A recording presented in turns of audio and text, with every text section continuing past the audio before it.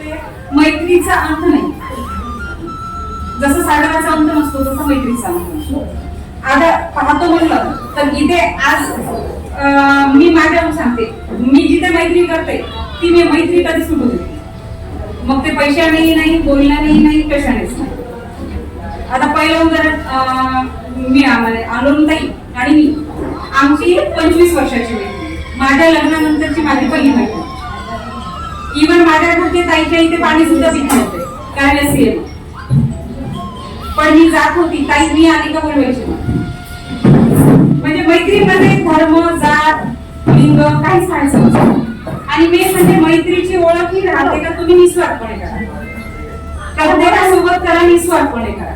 माझे मित्र पण भरपूर आहेत, माझे प्रिय मित्र आहेत बरं, असं नाहीये. माझे मित्र मला फोन करतात, भेटतात, बोलतात. मी जिथे जाते तिथे मला भेटायला येतात. मी अमरावती जाऊ दे, शेगाव जाऊ दे, जिथे जाऊ दे, माझे मित्र तिथे असले मला भेटायला. यवतमाळमध्ये मित्र घरी येतात. चुकीचा आणि मैत्री ही कशी ठेवायची, मैत्री ही कशी ठेवायची तर निस्वार्थ निर्मळ पाण्यासारखी असेल. त्याच्यामध्ये भेदाभेद काही नसायला पाहिजे, भेदाभेद काही नसायला पाहिजे. कारण का पुन्हा तुम्हाला मैत्री भेटत नाही बरं आयुष्यामध्ये. एकदा जर मित्र तुमचा तुटला तर नंतर मित्र भेटत नाही. राधा कृष्णापासून राधा वेगळी झाली, नंतर कृष्णाला राधा भेटली, नंतर भेटली का कृष्णाला राधा नाही भेटली, कारण त्यांचा निखळ प्रेम होता. तसंच आहे मैत्रीचं. मीराला कृष्ण भेटला का नंतर नाही भेटला, तसंच आहे माझ्या मैत्रीचा. एकदा मैत्री जर तुटली तर पुन्हा मैत्रीमध्ये तो विश्वास, तो आत्मविश्वास बसत नाही. आणि जेव्हा स्वतःवर विश्वास राहतो तेव्हा मैत्रीवर विश्वास राहतो. आणि माझं एवढंच म्हणणं आहे का तुम्ही स्वतःवर विश्वास ठेवा, मैत्रीवर विश्वास ठेवा. मग तिथे पैसा पाहू नका, बाकी कोणत्याच गोष्टी पाहू नका. पैसा हा दुय्यम आहे, बाकीच्या गोष्टी जो काही डब्बाचार वगैरे म्हणतो तो दुय्यम आहे. मग तिथे श्रीमंती पाहिजे नाही, गरिबी पाहिजे नाही, काहीच पाहिजे नाही, वय नाही पाहिजे, काहीच नाही पाहिजे. माझ्या गरीब मैत्रिणी पण आहे, श्रीमंत मैत्रिणी पण, ज्या 2.5 ते 3 लाख रुपये महिना कमवणाऱ्या पण मैत्रिणी आहेत, जी रोज मजुरी करून 200 रुपये कमवणारी पण माझी मैत्रिणी.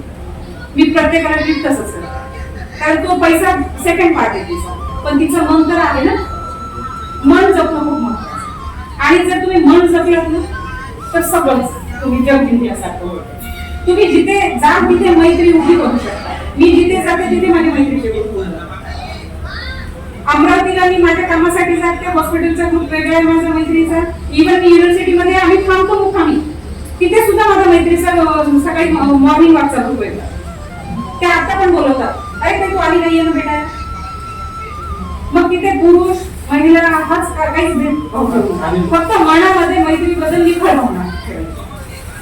ती जर भावना तुमची निखळ राहिली ना, मैत्री आयुष्यभर टिकते. कारण का आपण आपल्या मनातले आहे ना नवऱ्याला सांगू शकत नाही, मग आपल्या मनातल्या गोष्टी आपण मुलांना पण शेअर करू शकत नाही, आपण आपल्या गोष्टी नातेवाईकांना पण शेअर करू शकत नाही, कुणाला शेअर करू शकत नाही. फक्त एक मैत्री असं ठिकाण आहे का तिथे आपण मनातलं बोलू शकतो. आणि मैत्रीच एक अशी राहते का तिथे सगळंच आपण सुख दुःख सगळंच बोलू शकतो. आणि मी तर खूप भाग्यवान आहे, मला जिथे गेले तिथे मैत्रिणी चांगल्या भेटतात. आता हे जे आपले ते आता तर बिझनेस ग्रुप आहे, बिझनेस ग्रुपच्या मैत्रिणी एवढ्या जवळ आल्या, पण बाकीचे मला विचारत आहे का तुमची बॉन्डिंग एवढी कशी काय चांगली झाली, तुम्ही बॉन्डिंग एवढी कशी काय करून ठेवली. मी बिझनेस पैशासाठी नाही केलेला, आणि माझ्या टीम मधला एकही मेंबर पैशासाठी बिझनेस मध्ये आलेला नाही. तो एक हेतू फॅमिली म्हणून आलेला, आणि फॅमिली म्हणून राहायचं. आपल्या हाताची मी त्या दिवशी गीताबाई बोलली, आपल्या हाताचे 10 बोटं सारखे नाही, एक लहान मोठं सगळे बोट लहान मोठे आहेत, सारखे आहेत का बोटं. किंवा माझा हात जसा असा आहे तुम्हाला असं दिसणार आहे का, हा असंच दिसणार आहे. तसंच मैत्रीचं आहे, तुम्हाला जे समोरून दिसतंय ना तेच झालं मैत्री. भेदाभेद कसं आहे, हा मतभेद व्हायला पाहिजे पण मनभेद व्हायला नाही पाहिजे. तुमचे जर मनभेद झाले कारण आता तुटलं समजायचं. तर हजबंड वाईफ मध्ये पण जे आता मी रिलेशन काउन्सिलिंग करते ना, हजबंड वाईफ मध्ये पण त्याच गोष्टी होतात. आज इथपर्यंत चालले का 40, 45, 50 वर्षाचा व्यक्ती दिवस घेत आहे का मनभेद होत आहे त्यांचे. मतभेद चालते प्रत्येकासोबत, पण मनभेद कोणासोबत बोलायचे. तुमचे मनभेद झाले तर विषय संपला तुमचा. कारण तिथे सगळंच नातं संबंध, तिथे कसा विश्वास तो सिस्टीम BWW, त्या सिस्टीममुळे हे सगळं घडलं. कारण हे कुठे शिकवलं जात नाही, नात्याबद्दल कोणी शिकवत नाही, तुम्हाला शाळेमध्ये शिकवत नाही, तुमच्या फॅमिलीमध्ये शिकवत नाही, कोणीच पुढे शिकवत नाही. फक्त त्या सिस्टीमने हे शिकवलं.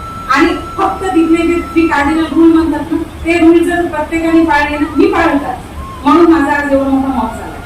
जिकडे गेले तिकडे माझे मित्र मैत्रिणी, अक्षरशः तुम्हाला सांगते, माझा एखादा मेसेजही चुकला स्टेटस वरचा किंवा FB वरचा, मग ती मित्र असो किंवा मैत्रीण असो, मला लगेच मेसेज येतो, का काय झालं, काही प्रॉब्लेम झाला का, लगेच मला मेसेज, लेट झाला, माझे टायमिंग ठरलेले मेसेजचे, मला लगेच जर लेट झालं तर का तू मेसेज नाही टाकला, तर बरोबर नाही का, इथपर्यंत ते विचारपूस करणारे लोक.